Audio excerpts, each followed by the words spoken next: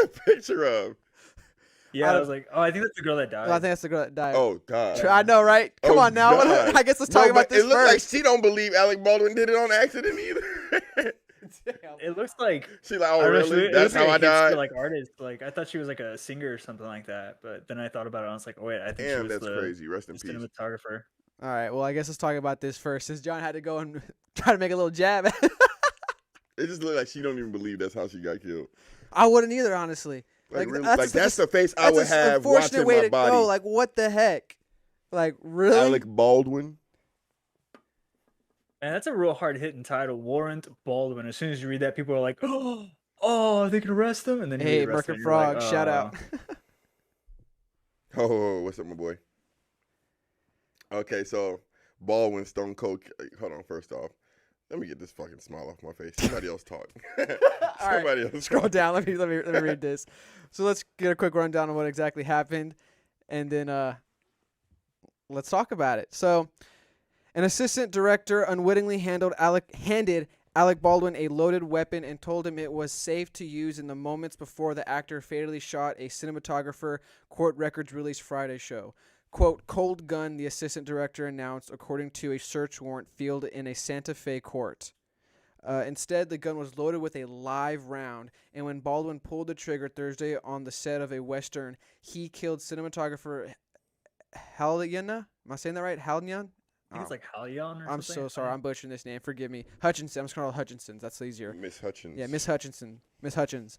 Director Joel Souza was standing behind her, was wounded, the record said. The Santa Fe County Sheriff's Office obtained the warrant Friday so investigators could document the scene at the ranch house, Santa Fe, where the shooting took place. They sought to examine Baldwin's blood-stained costume for the film Rust, as well as the weapon that was fired, other prop guns and ammunition, and any footage that might have existed. So pretty much we got the gist of it, I think, right here. He got a prop gun. For God knows what reason, decided to point the prop gun at the cinematographer, if that's what happened. Pulled the trigger, shot her, wounded the guy behind her. That was the scene, though. This scene was like a down-the-barrel shot for as them being filmed. And so he was supposed to do that, and he was supposed to fire it, but there wasn't a real bullet that was supposed to come out. Question, Matt, why would there ever need to be a real bullet and a gun on the set? That was probably a mistake, because they're not supposed to be. I was actually reading into it. They do use real bullets for loading scenes. So whenever you see them, really? Like, for loading, like when they're loading the gun, like they're actually like when they're doing real bullets. Yeah, not they're prop using bullets real or anything like that. No, that's wild. It's like a thing they do where they use real bullets for that one scene, but then afterwards, the armorer, not the assistant fucking director, is supposed to go retrieve the weapon, unload it, and then make it cold. So that's a person's job. It is literally a person. There's a fucking union. Yeah, what are they called? They have a title. What's their title? He said the armorer. The armorer and the prop master. I think they intertwine. Okay. Yeah, there's like unions of people that fucking their sole jobs are to go get the weapon, inspect it, deliver it to the actor. The actor does his scene. Actor gives it back. They take it back, do whatever they need to do to release the weapon and make it cold and stuff like that. So what I was reading was that, for one, this is an independent film, so it's a budget film, and two, they went with like a local weapon supplier. I don't even know if they went like full on with a full on armor and stuff like that. If the assistant director is giving you a gun, that's not an armor. So like they're already cutting corners, and people had walked off set because there had already been previous. Yep. Yeah, there was like 3 firearm discharges before this even happened, and like 2 people quit. I think even the day of because of it. Wow. And then this has happened, and so what studio was this? A Netflix movie? Like what? No. I don't know. Well, it's independent, so it doesn't have to be a studio, man. Oh, Alec so they were just making the film independent. Yeah. They're probably going to shop it around after. Probably. Okay. Yeah. Yeah, wait, I do know that Baldwin was like one of the producers. Yeah, he was putting a good amount of money into it, but I guess it wasn't enough because they just didn't hire. Well, I didn't hire somebody who was supposed to do this properly, man. Somebody like he probably knows gave him a loaded gun. The question that's been going around the internet, and we'll address it here individually. Do you think Alec Baldwin's at fault? Do you think he has any fault in this? Any responsibility, anything like that? Yes. Me too. Really? I don't think so. That's first thing they do, and they even if you don't get training, when you go into a gun store, the first thing they tell you is they ask you to handle the gun properly. And if you don't know, they tell you if you don't know, we'll show you how. And it's always cock the chamber back, check and see if it's loaded or not, and then take out the magazine and make sure it's on safety. Like even if you're not trained, even at gun stores, they tell you what to do. And he's apparently, allegedly, he also has previous training from other films that he has done. And if he himself didn't go through before the shot was even taken to do his double checks, then yeah, like gun safety 101. Like, how does he not have some level of responsibility? So I guess that is actually the argument, and that's the thing I was thinking about, because he does have a lot of gun training from like other movies. He's also an advocate against guns, or like gun regulation, at least. I don't know if he wants to abolish them or anything like that. But it's not like the messed up thing is, it's not your job to check the gun. To an extent, like when it's a big machine, when it's a huge production, that's not your job, dude. Like, you have other positions that you need to be worrying about. You have like your points that you need to hit. There's a guy whose job it is to do that for you. He needs to hit that mark. In this situation, I guess the waters get murky when it's a budget and the assistant director is the one handing you the gun. Man, take out all of this. Hold on, take out all of this real quick. Hold on. Take out all of this and just simply to simplify to the fact that you're handing a man a weapon. I agree with you on that point, but I want to say it might not have been a budget issue. The assistant director grabbed the gun from the cart and brought it inside, unaware that it was loaded with the live rounds. The armorer put it on the thing. So this seems like something that was done like in a rush. Like, oh, we need a gun for the thing, and he just went and grabbed the gun unknowing, and the armorer person wasn't obviously there to hand the person. It doesn't seem like they had a person whose position it was. And that would, just from my opinion, even more, then he should have had if he did do it in a rush, real quick, let me check, we're good, let's get this, we'll go. The real reason I agree with you is, besides the machine thing and all that stuff, I think regardless if you're somebody who's a proponent of, or you're against loose gun laws and you want stricter gun laws, then I would think you would take it seriously to the point where, honestly speaking, regardless of the situation, when handed a gun, the idea of this gun, can take a life, would be like, okay, aware of it. Let me, regardless of what is going on, regardless of who's paid to do what, let me personally be responsible, because regardless of whatever it is, when we're talking about guns, gun control or whatever, it's the people behind the guns. You know what I'm saying? It's the accessibility to the guns, but it's the people behind the guns shooting. So if you take that personal responsibility, regardless, no matter what, when you're behind a gun, this type of thing can be avoided. Like, well, that's the thing though. But if you work with certain people, that might be trained out of you. Because if you're working with certain directors who's like, why the hell are you fucking doing that? That's not your job. That's why we pay him. Do your fucking scene. Like, dude, especially if you've done a lot of films and you get to a point to where it is a relay, you know, as soon as the baton is in your hand, you go. That is your job. Well, I can kind of see why that would happen. I would disagree with you. Something like this. I disagree with you because he was an executive producer, and so there was nobody on set telling him anything as far as like control. He put money. He was backing it. So like, he's been in that situation where, yeah, like you're saying, probably the directors yelled at him. But when do you think the last time a director actually really yelled at Alec Baldwin to do anything, realistically speaking? And then on top of that, if he's an executive producer, he's pretty entwined in the outcome of what's going on and like the final production and how everything is going to look. It has to please him. So there'd be more of a questioning thing instead of like a demanding thing. I'm just saying personal responsibility. If you're in a movie, if you're doing whatever, man, they took my boy Bruce Lee Jr. out like this, boy. Yeah, that's right. What I'm saying? That's true. Well, he died differently though. He was actually given a gun with an actual blank in it, but a piece of debris fell into the chamber and it fired it. And hit him. But I'm just saying there wasn't an actual bullet in the gun. Yeah, I know that. But I'm just saying negligence. It was still. Well, then that goes to the point though. Then that was actual negligence and genuine accident. Whereas this one, now let me add this to the equation. This is another topic that's being brought up, and I don't know if I believe this one or not, but I'm just bringing it up to the topic for the equation.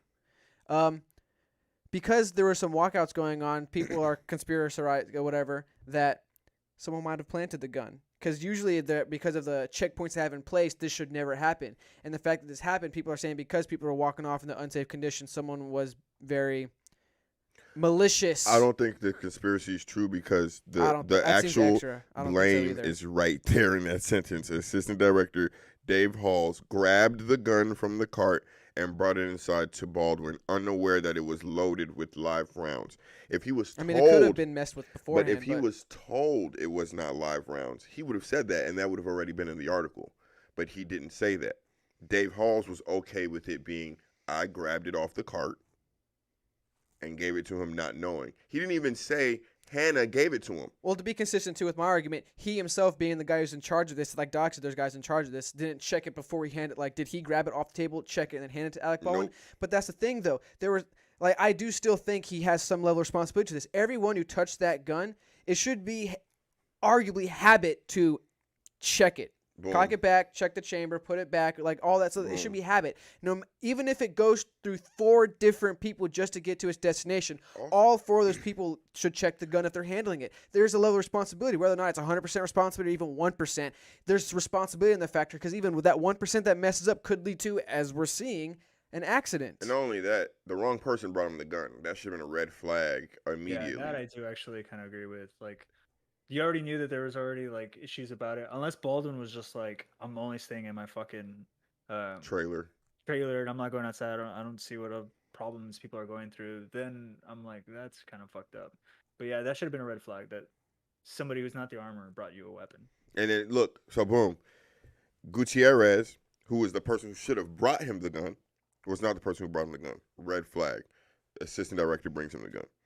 After the shot was fired, it was unclear how many rounds were fired. Gutierrez removed a shell casing from the gun after the shooting, and she turned the weapon over to the police once they arrived. So once the shot happened, there was more than one shot?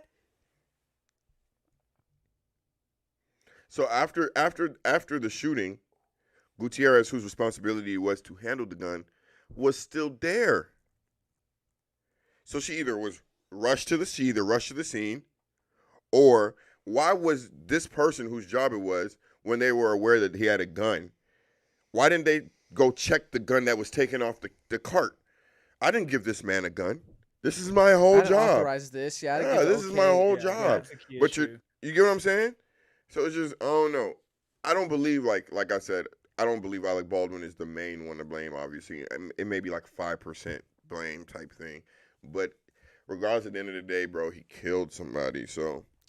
And that's one thing I want to address, too, that no matter how you feel about Alec Baldwin in this situation, I do personally find how weird it is how people are so quick to attack Alec Baldwin. I don't really personally like Alec Baldwin like that. I don't really like, I just don't care for him. I love him. But on I'm not airplanes. I'm not gonna capitalize on the situation to suddenly use this very tragic moment. Like, dude, accidentally. I don't think he did it purposefully. And with that belief, to accidentally kill somebody, bro, that's a weight. And then in this moment, you got people out here like attacking you because in the past you said, how can somebody accidentally kill I saw some messed up tweets about how he tweeted how can someone accidentally kill somebody. He goes and does it, and they say some really messed up stuff. It's like, bro, that's not the time for this. Like, dude, that's a heavy thing when somebody accidentally kills somebody. Even when that cop did it, like it was bad and tragic. Like, it was a dumb mistake on her, but we weren't. I don't know. It's just like that is. Oh, the one that thought she had her taser. Thought she had her taser, exactly. Wait, did people on Twitter actually do that to Alec Baldwin? Yeah, there were people going after him because he What said in the Look, past look, how look, like he but criticized look, people look, who let me say accidentally something. shoot their guns, and now he did Me it, and they're going at him. It's personally- like not the time. Me Like, personally, that's too heavy. I will never, from henceforth, I will never cite people on Twitter as an actual, and this is not taking away nothing from you, as an opinion, because I'm learning today. All of them are on Twitter. They're everyone. Like, no matter what issue, there's a The whole opposite spectrum, person the that whole does not spectrum care on Twitter. about it, the nuances about it on Twitter, offering their opinions.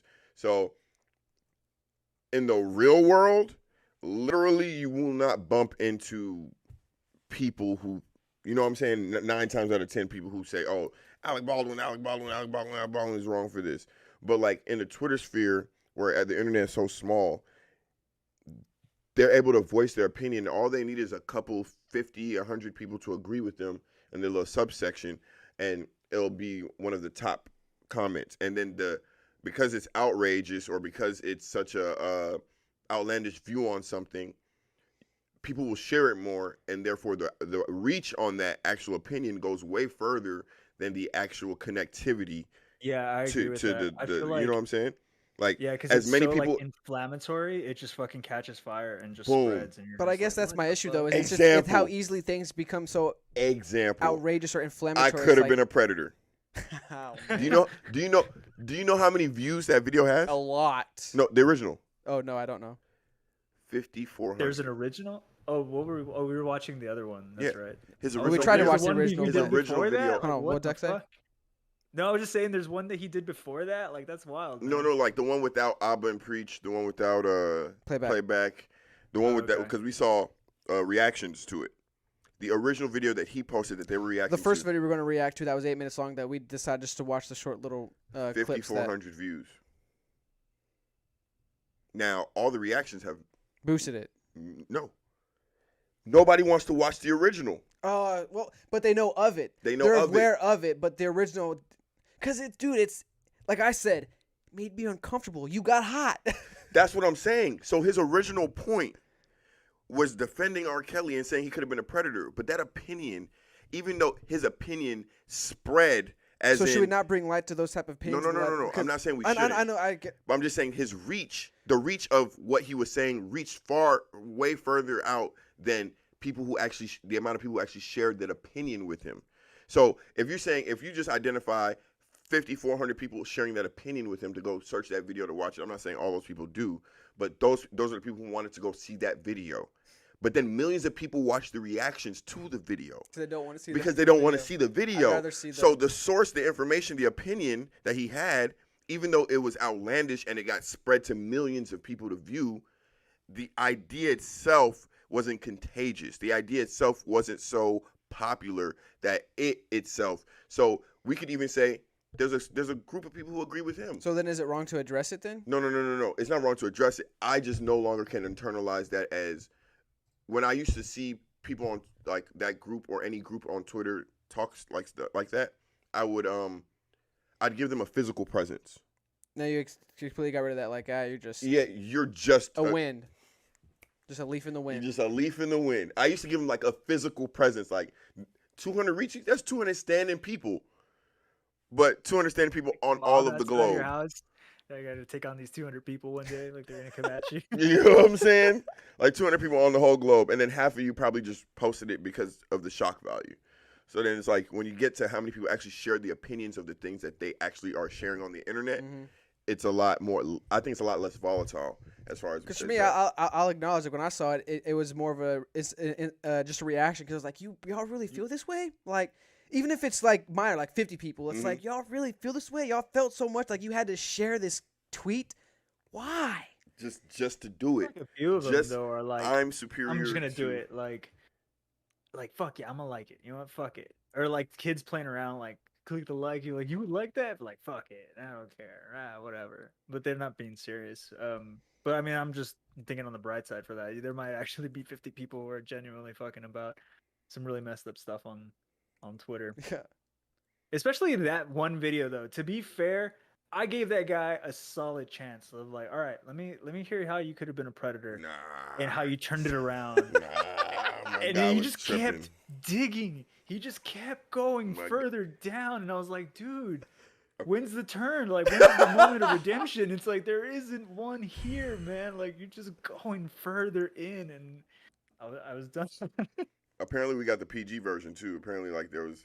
Because we didn't watch the original 8 minutes. The 8 minutes is pretty bad. The original had some details. The original 8 minutes started off intense. I fucked the sister. I fucked the mom, the daughter, whatever he said. It was like, bro, that's how you start the video off? What?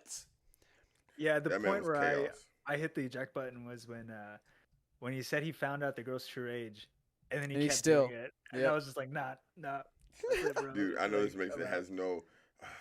Have y'all watched Jubilee, right? Yeah. Have y'all seen the one where it's like Odd Man Out? That sounds familiar. Yeah, there are 5 people. Yes. All. Yep, and you got to figure out who's the liar. Yeah. Yeah. Did you see the one with the immigrants? No, I don't think so. Oh. No. There's a guy on there that reminds me of this guy, the Predator. He comes on there, right? And this has nothing to do with anything. It's just pure chaos. The guy comes in there all black, and they're trying to figure out who's the immigrant, who's the illegal amongst the 5 people. And they ask him, they're like, where are you from? He's like, doesn't matter. The dude's like, yeah, that's the whole point of what we're doing here. He's like, so where are your people from? He said, why are you asking? Looked at him straight ahead. So they moved on, voted him out immediately. He lost the first round. And then they go to ask him afterward. He's like, I was the most memorable person here. I'm chaos.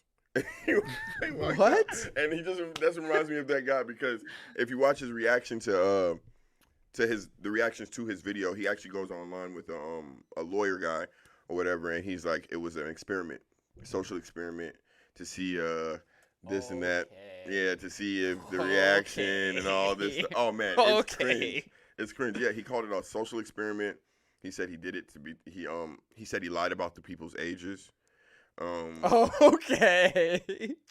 Yeah, he basically just decided, he said he just wanted to be an agent of chaos, and that was it. So yeah. No, he capped. Oh, you made it to the end. Really appreciate it. Thanks for watching Fake Deep Thinking. If you like the show, remember to like, comment, subscribe, and to share. We really appreciate everything and appreciate you. So take it easy. Peace. Peace. Have a good day.